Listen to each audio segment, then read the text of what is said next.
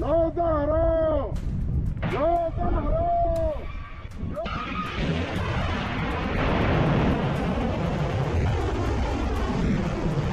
আরও ভয়ঙ্কর হয়ে উঠেছে ইরানের সেরা ক্ষেপণাস্ত্র খাইবার শেকেন মিসাইল। ইরানের অস্ত্রাগারের অন্যতম প্রধান হাতিয়ার এই খাইবার শেকেন ক্ষেপণাস্ত্র। সস্তা, সহজে স্থানান্তরযোগ্য এবং লক্ষ্যভেদে নিখুঁত এই অস্ত্রের পাল্লা অন্তত 900 মাইল। সাম্প্রতিক একের পর এক জটিল হামলায় এর ব্যবহার শুরু করেছে ইরান। আর এরই মধ্য দিয়ে তারা প্রমাণ করে দিচ্ছে আমেরিকার বিরুদ্ধে তারা কৌশল বদলাতে পারদর্শী এক প্রতিপক্ষ। আমেরিকান কর্মকর্তারা জানান, চলতি মাসে নতুন করে সংঘাত শুরু হওয়ার পর থেকেই আমেরিকার সামরিক ঘাঁটিগুলোতে খাইবার শেকেন ছুঁছে ইরান। আমেরিকা আকাশ প্রতিরক্ষা ব্যবস্থাকে বিভ্রান্ত করতে তারা এখন এক অভিনব কৌশল নিয়েছে। একই সঙ্গে নানা রকম উড্ডয়ন পথ বা ফ্লাইট পাথ, রক্ষণ কৌশল এবং গতির মিশ্রণ ঘটিয়ে হামলা চালানো হচ্ছে। একজন আমেরিকান কর্মকর্তা বলেন, যুদ্ধ চলাকালীন ছড়া বেশিরভাগ খাইবার শেকেনেই ধ্বংস করছে আমেরিকা এবং তার মিত্র দেশগুলো। তবে বেশ কয়েকটি ক্ষেপণাস্ত্র আমেরিকান প্রতিরক্ষা ভেদ করে লক্ষ্যবস্তুতে আঘাত এনেছে। সামরিক বিশ্লেষকরা বলছেন, ইরানের আগে ক্ষেপণাস্ত্রগুলোতে উৎক্ষেপণের আগে দীর্ঘ সময় ধরে জ্বালানি ভরতে হতো, কিন্তু খাইবার শেকেনকে আগে থেকেই জ্বালানি পূর্ণ করে রাখা যায়। এরপর দ্রুত ট্রাক বা অন্য কোনো লঞ্চার যানে তুলে ছুড়ে মারা যায়। ইরানের ক্ষেপণাস্ত্র ঘাঁটিগুলো ঘুরিয়ে দিতে ওত পেতে থাকা আমেরিকান এবং ইসরায়েলি যুদ্ধ বিমানের নজর এড়াতেই এই কৌশল। কর্মকর্তা এবং বিশ্লেষকদের তথ্য মতে এই ক্ষেপণাস্ত্রের কিছু সংস্করণের সামনের অংশে ছোট ইঞ্জিনযুক্ত ওয়ারহেড আছে। উড্ডয়নের চূড়ান্ত ধাপে বিস্ফোরক ভর্তি এই ওয়ারহেড মূল কাঠামো থেকে আলাদা হয়ে যায়। এরপর ঘটে 6000 মাইল বেগে লক্ষ্যবস্তুর দিকে ধেয়ে যাওয়ার সময় এটি নিজের দিক পরিবর্তন করতে পারে। ব্যালিস্টিক ক্ষেপণাস্ত্রের ঊর্ধ্বাকাশে বা মহাকাশে পৌঁছে যাওয়ার পর সেখান থেকে তীব্র বেগে নিচের দিকে লক্ষ্যবস্তুতে আছড়ে পড়ে। তবে সব ক্ষেপণাস্ত্র এভাবে মাঝপথে গতিপথ বদলাতে পারে না। খাইবার শেকেন নিয়ে গবেষণা করা সামরিক বিশ্লেষকরা বলেন, রডের চোখ ফাঁকি দেওয়া এবং ধ্বংস হওয়ার হাত থেকে বাঁচতেই ক্ষেপণাস্ত্রটি অন্য অনেক ব্যালিস্টিক ক্ষেপণাস্ত্রের তুলনায় অনেক বেশি নিখুঁতভাবে নিজের ট্র্যাজেক্টরি বা গতিপথ বদলাতে সক্ষম। আমেরিকান কর্মকর্তারা বলেন, যুদ্ধ জুড়েই নিজেদের রণকৌশল বদলে আনছে ইরান। স্যাটেলাইট নিয়ন্ত্রিত খাইবার শেকেন দিয়ে যেসব জায়গায় হামলা চালানো হচ্ছে, ঠিক একই লক্ষ্যবস্তু এখন হাই স্পিড অ্যাটাক ড্রোন এবং অপেক্ষাকৃত কম আধুনিক ক্ষেপণাস্ত্র ছুঁছে ইরান। কর্মকর্তারা বলেন, যুদ্ধবিরতি ভেস্তে যাওয়ার পর থেকে মধ্যপ্রাচ্যে ছড়িয়ে থাকা আমেরিকান ঘাঁটিগুলোকে বারবার লক্ষ্যবস্তু করছে ইরান। বাদ যাচ্ছে না আকাশ প্রতিরক্ষা ব্যবস্থা মেরুদণ্ড হিসেবে পরিচিত রাডারগুলো। ইরানের এই আগ্রাসী কৌশল আমেরিকান সেনাদের আরও বড় ঝুঁকিতে ফেলে দিচ্ছে। আমেরিকা সেন্ট্রাল কমান্ড বা সেন্টকমের সাবেক প্রধান অবসরপ্রাপ্ত আর্মি জেনারেল জোসেফ ভেটেল বলেন, এ থেকে একটা ব্যাপার স্পষ্ট, ইরান চারপাশে পরিস্থিতির উপর তীক্ষ্ণ নজর রাখছে। তারা শিখছে আর আমাদের ঘায়েল করার নতুন নতুন কৌশল বের করছে। তিনি আরও বলেন, ইরানের সামরিক বাহিনীর ড্রোন সক্ষমতা অত্যন্ত উন্নত। দীর্ঘকাল ধরে তাদের নিজস্ব ক্ষেপণাস্ত্র এবং রকেট কর্মসূচি রয়েছে। এই ক্ষেত্রে তাদের বিশাল অভিজ্ঞতা রয়েছে। আমেরিকা এবং ইসরায়েলের হিসাব অনুসারে যুদ্ধ শুরুর আগে ইরানের হাতে 2000 খাইবার শেকান এবং অন্যান্য মাঝারি পাল্লার ক্ষেপণাস্ত্র ছিল। স্বাধীন ক্ষেপণাস্ত্র বিশেষজ্ঞ ফেভিয়ান হিঞ্জের ধারণা, ভূগর্ভস্থ ঘাঁটিগুলোতে লুকিয়ে রাখা যন্ত্রাংশ জোড়া লাগিয়ে তারা আরও নতুন ক্ষেপণাস্ত্র তৈরি করে থাকতে পারে। তবে এসব ক্ষেপণাস্ত্রের ইঞ্জিন তৈরি মূল উপকেন্দ্রগুলো ধ্বংস করে দেওয়া হয়েছে। ইরান কৌশল বিষয়ক বিশেষজ্ঞ নিকোল গ্রাজিউস্কি বলেন, যুদ্ধ চলার সময় ইরানিরা বুঝে গিয়েছিল খাইবার শেকান দারুণ হাতিয়ার, কারণ এটি তৈরিতে কম খরচ, যে কোনো লঞ্চিং সিস্টেম থেকে ছোড়া যায় এবং এর আঘাত করার ক্ষমতাও দারুণ।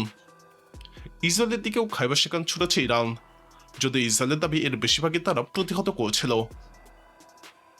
অন্যদিকে ইরানের দাবি, খাইবার শেকান ব্যবহার করে তারা ইরানের প্রধানমন্ত্রী বেঞ্জামিন নেতানিয়াহুর কার্যালয় এবং বিমান বাহিনী কমান্ডারের সদর দপ্তরেও হামলা করেছিল। গত মাসে জেট চালিত ড্রোনের পাশাপাশি এই ক্ষেপণাস্ত্র দিয়ে আরও এক দফায় হামলা ঘোষণা দেয় তেহরান।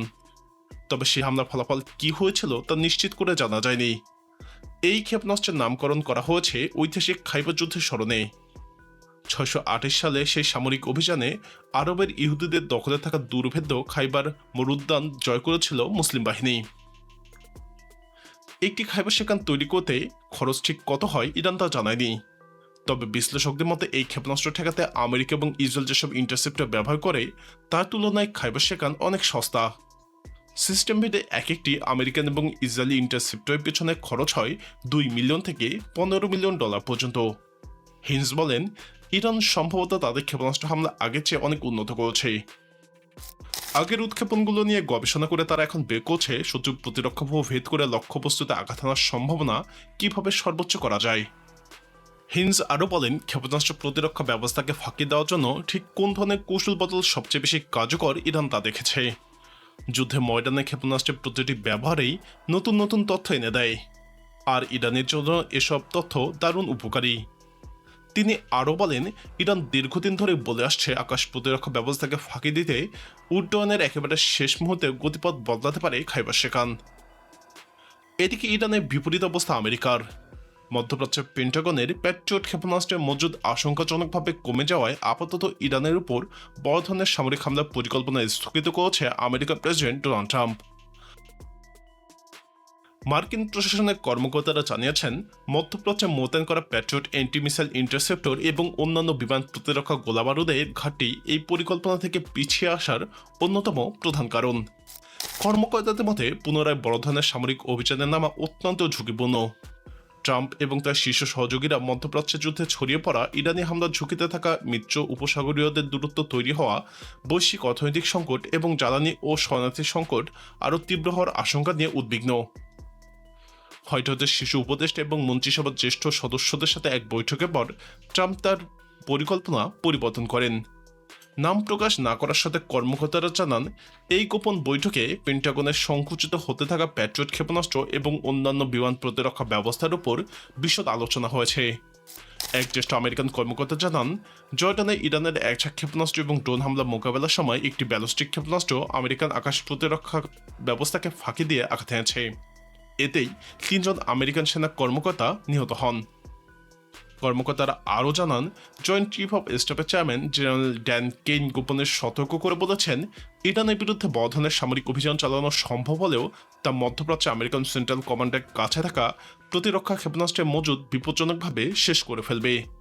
তবে জেনারেল কেইনের মুখপাত্র এ বিষয়ে কোনো মন্তব্য করতে অস্বীকৃতি জানিয়েছেন। হোয়াইট হাউসের যোগাযোগ পরিচালক স্টিফেন চেং বলেন, প্রেসিডেন্ট সবসময় কূটনৈতিক সমাধানের পথে অবস্থান নিয়েছেন, তবে হরমুজ পাল্লিতে ইরান যদি তাদের সন্ত্রাসী কর্মকাণ্ড বা মিত্রদের উপর হামলা অব্যাহত রাখে তবে তার সামনে সব পথে খোলা আছে। তিনি আরও যোগ করেন, কঠোর নিষেধাজ্ঞা এবং ক্রমাগত হামলা পর ইরানের জন্য একটি সমঝোতা আসা বুদ্ধিমানের কাজ হবে, অন্যথায় কি ঘটবে তা তারা ভালো করেই জানে।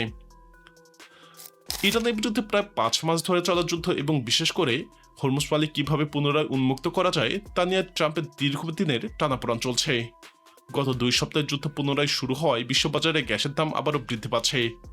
কূটনীতি বর্তমানে সম্পূর্ণ অকার্যকর এবং আমেরিকান হামলাও ইরানকে সাময়িকভাবে দমাতে ব্যর্থ করেছে।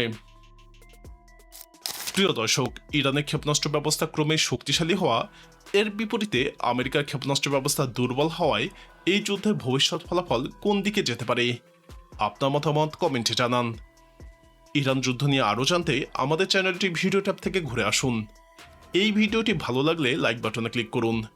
ভিডিওটি আপনার বন্ধুদের সাথে শেয়ার করে তাদেরকেও ভিডিওটি দেখার সুযোগ করে দিন।